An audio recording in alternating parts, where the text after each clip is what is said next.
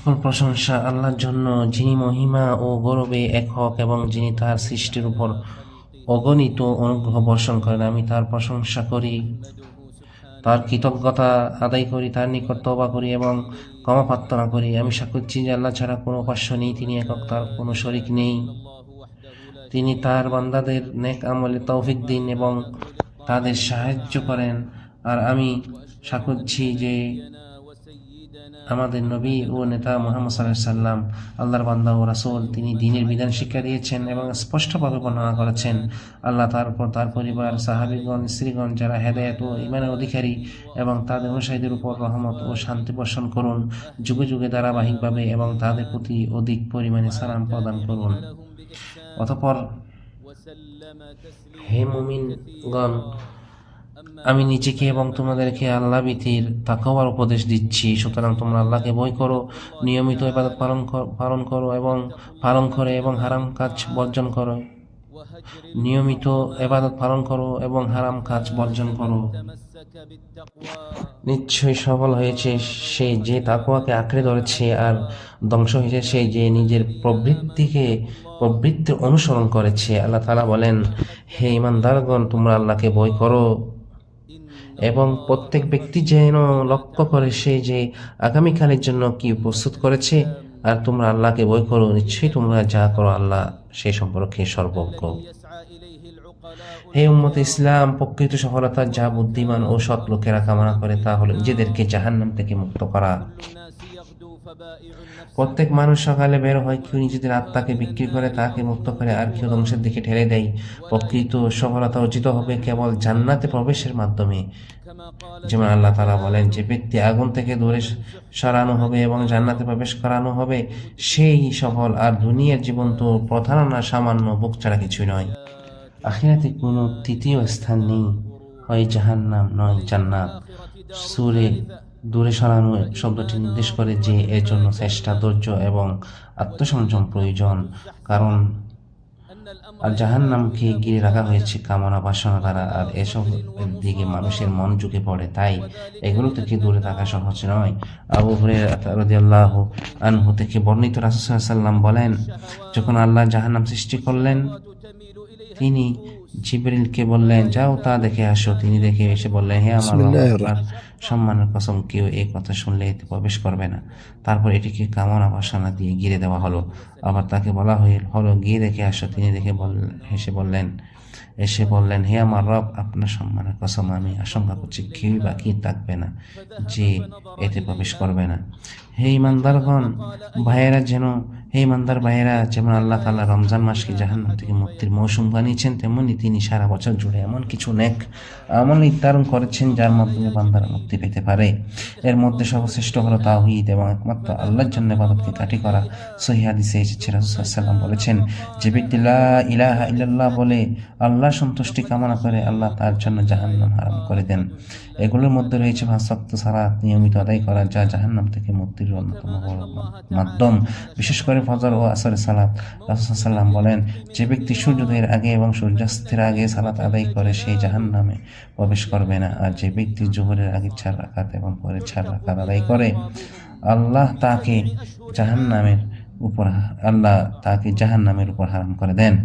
রোজা হলো ঢাল এবং জাহান্নাম থেকে রক্ষার শক্ত দুর্গ। রমজানের রোজা শেষ হলেও নফল রোজা অব্যাহত থাকে। শাওয়ালের 6 রোজা, সোমবার ও বৃহস্পতিবারের রোজা, প্রতি মাসে 3 দিন রোজা।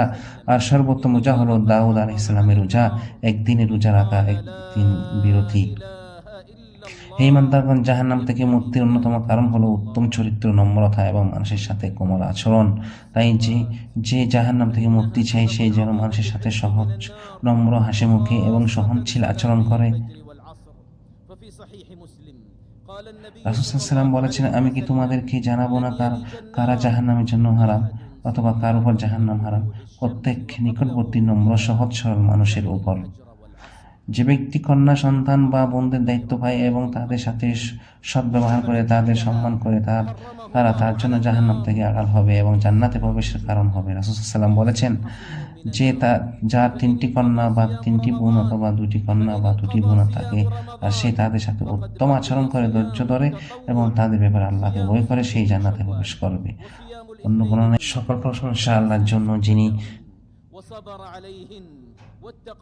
দান করেন তা কেউ রোধ করতে পারে না, তিনি যা নির্ধারণ করেন তা কেউ ফিরিয়ে দিতে পারে না।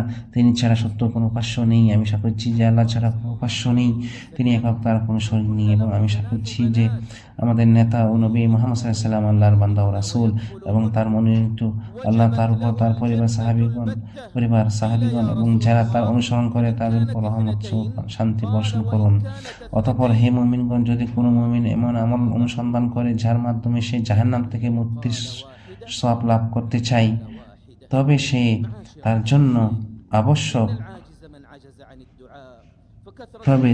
আবশ্যক সে সব বিষয় থেকে সতর্ক তাকে জাহান্নামে প্রবেশের হুমকির দিকে নিয়ে যায়। নবী সাল্লাল্লাহু আলাইহি ওয়াসাল্লাম আমাদের জানিয়েছেন যে মানুষের অধিকাংশকে মুক্ত করে জাহান্নামে নিক্ষেপ করবে এবং তাদের জিহ্বার ফসল, কারণ জিহ্বার গুনাহ সমাজকে ধ্বংস করে, ভালোবাসা নষ্ট করে, বিদ্বেষ ছড়ায় এবং ঐক্য বিনষ্ট করে, বিশেষ করে বর্তমান যুগে যোগাযোগের মাধ্যমে প্রসারের কারণে, যেখানে অনেকেই কথা বলার ক্ষেত্রে সতর্কতা অবলম্বন করে না। এই জন্যই শরীয়ত গীবত ও অপবাদকে হারাম করেছে এবং মুসলিমের সম্মান রক্ষার প্রতি উৎসাহিত করেছে এবং এটিকে জাহান্নাম থেকে মুক্তির একটি কারণ বানিয়েছে। নবী সাল্লাল্লাহু আলাইহি ওয়াসাল্লাম বলেছেন, যে ব্যক্তি তার ভাইয়ের সম্মান রক্ষা করে অনুপস্থিতিতে আল্লাহর উপর তার হক হয়ে যায় যে তিনি তাকে জাহান্নাম থেকে মুক্তি দিবেন।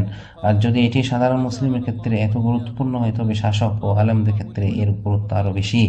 এই ইমানদার ভাইয়েরা, কিয়ামতের দিন মুক্তির অন্যতম উপায় হলো বাকিয়াত সালিহাত, স্থায়ী নেক আমল সংরক্ষণ করা। আবু হুরায়রা রাদিয়াল্লাহু আনহু থেকে বর্ণিত, আমরা নবী সাল্লাল্লাহু আলাইহি ওয়াসাল্লাম এর কাছে ছিলাম, তিনি বলেন, তোমরা তোমাদের ডাল গ্রহণ করো। তারা বলেন, হে আল্লাহর রাসূল, কোন শত্রু এসেছে কি? তিনি বললেন, না, বরং তোমাদের ডাল জাহান্নাম থেকে। বলো সুবহানাল্লাহ, আলহামদুলিল্লাহ, লা ইলাহা ইল্লাল্লাহ, আল্লাহু আকবার, কারণ এগুলো কিয়ামতের দিন সামনে ও পিছনে এসে তোমাদের রক্ষা করবে। এগুলি স্থায়ী নেক আমল। এছাড়া রাসূল সাল্লাল্লাহু আলাইহি ওয়াসাল্লাম এমন কিছু মহান আমলের কথা বলেছেন যা মানুষকে জাহান্নাম থেকে রক্ষা করেন। তিনি বলেন, দুটি চোখকে জাহান্নামের আগুনে স্পর্শ করবে না।